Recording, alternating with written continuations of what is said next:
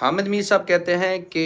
Trump جیسا جھوٹا مکار اور بار بار بیان بدلنے والا شخص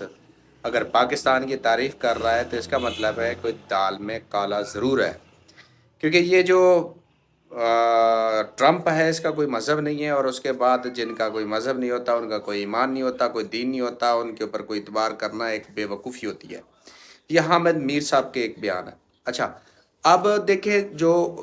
یہود ہیں ان کے اوپر تو اعتبار کیا نہیں جا سکتا، ایز اے مسلم ہمارا کوئی مطلب ان کے ساتھ بالکل بھی اعتبار نہیں کیا جا سکتا۔ جب بات رہی ایران کی، ایران کے ساتھ ابھی انہوں نے معاہدہ کیا ہے کہ ابنائے حرمز کو ہم آپ کھولیں، ہم جو ہے یہ بلاکیڈ ہے یا یہ جو ناکہ بندی ہے ہم یہ ختم کر دیں گے،